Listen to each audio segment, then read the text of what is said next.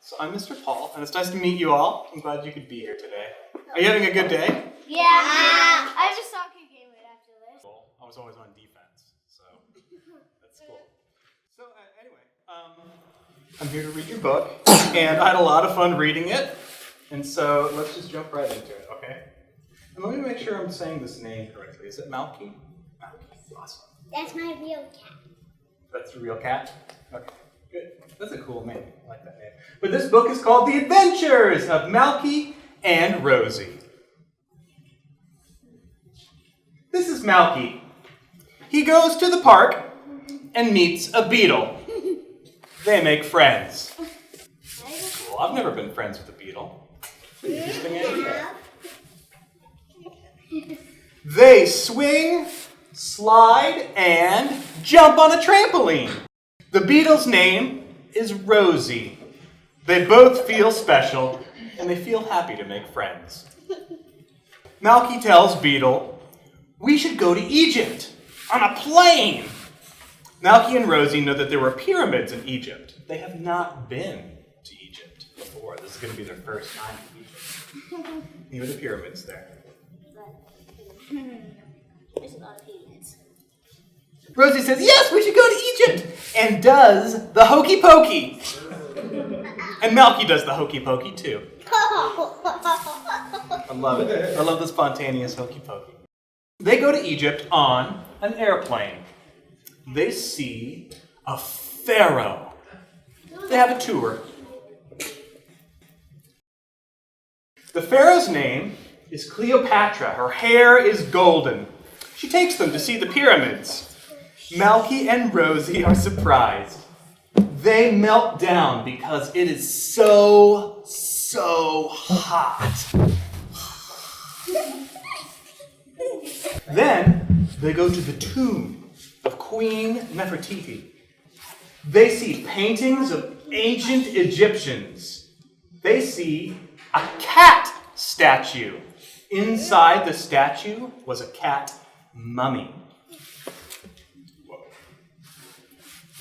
On top of the statue, there was a crown with 3 beetles. Just like Rosie. "What a surprise!" screamed Malky and Rosie. And then they laugh and scream at the same time. Mine's called a scaler. The next day, they go on a boat. A croc and a hippo knock it over. Oh no! The Nile River was fast because it was flooding. Oh no! Help! Shouted Malky and Rosie. The god is happy and pops up out of the water. Sploosh! And the friends feel scared. But God is happy and helps them. She uses her powers to wash the land into a pile. And then the 3 people sit on the dirt. Not in the river anymore. God is happy and made a second pile of dirt for the boat. Set the boat on the dirt. And she dumped the water out too. Forgot that part. There's no more water in the boat either. They can use the boat again. "Thank you!" said Malky and Rosie. Malky and Rosie and the Pharaoh swim out of the Nile and play Senet. Senet is hard because you have to try and jump over the water trap or you will lose. Malky and Rosie tied. It was nice. Neither of them had to beat the other one. They tied, so they're both happy. They do the hokey pokey. I love spontaneous hokey pokey. Oh my goodness. They all go to a restaurant and eat Basbousa's cake. Am I saying that right? Wait, that's Boosa. Basbousa's cake. The cake is... We do? For snacks. Awesome. This book says that it's yellow with diamond cuts on it. And the cake tastes like roses and lemons. Malky and Rosie tell the Pharaoh they had a good time. "Bibi," the friends say, "I love you." Cleopatra says, "Can I come with you?" That's awesome! So they all go on a plane back to Tulsa, Oklahoma. And they go to Rose's house. "I love this place, Rosie and Malky," says Cleopatra. Actually, squeals. Squeals, Cleopatra. "I love this place, Rosie and Malky."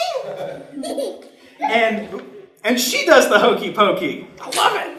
Spontaneous hokey pokey. They go into the backyard, and it is snowing. Twist ending. Snowing. There they go, out to the backyard, and they make snow angels and snow people, and they roll around in mountains of snow. They decide to stay together forever. And they celebrate by going to the kiddie park and gulping hot chocolate with 100 marshmallows. The end.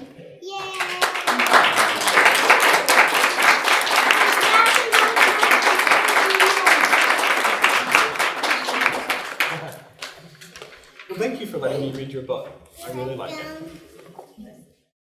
Well, Ava worked really hard this summer on the story that you heard today. And I was just going to ask her some questions so that you could feel some ideas for writing your own stories. And I was going to ask you, where did you most like to write? Outside in the fresh air. Yeah? What did you like about being outside? With nature. Yeah? That's a good place. Sometimes it's really inspiring to be outside in nature. Mm-hmm. What was your favorite part of the book to write? The place where they went to the kiddie park. Mm-hmm. When they ate 100 marshmallows? With their hot chocolate. Did they get bellyaches? No. No, they didn't. I might get a bellyache if I ate that many. I would. Yeah. I wouldn't. I would eat a whole bag. Yeah. I would eat a So what was your favorite part to draw then? What did you like? The marshmallows and the hot chocolate. Okay, all right. Did you get, so you wrote about your cat, Malky. That's a real cat that we have at home. So where did you get, the idea to write about a beetle with Malky? Because we crawled on the ground. Mm-hmm. So what we were so she decided she wanted to write about her cat, right? So we thought, well, let's get on our hands and knees the way a cat does to see what the world looks like to a cat. What did you see when you got on your hands and knees? A beetle. A beetle, because we were outside in Malky's world. And so we wrote about a beetle. You thought of Rosie. Why did you write about Egypt? Why did they go to Egypt? They could have gone anywhere in the whole wide world. Because it was my favorite place. Yeah, why do you like it so much? Because I like pyramids. You like pyramids. That's a good reason. Last year she had an Egyptian birthday party, so she had lots of books on Egypt.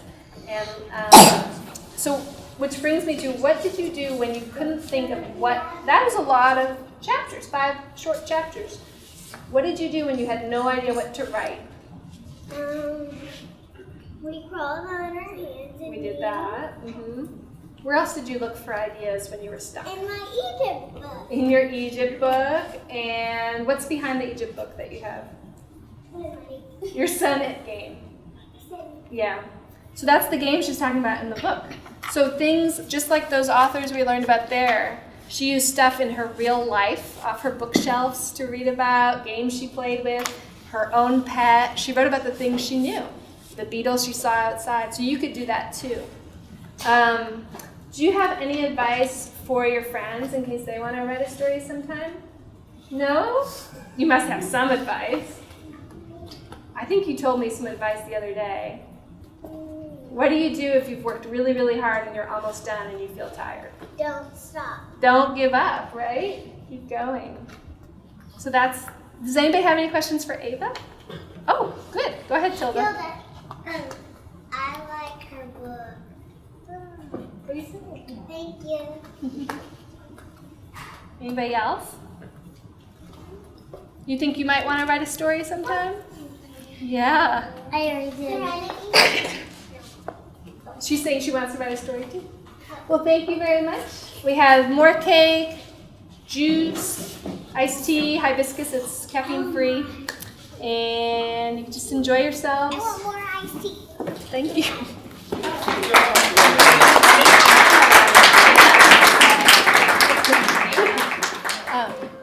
Do you want me to read it to you?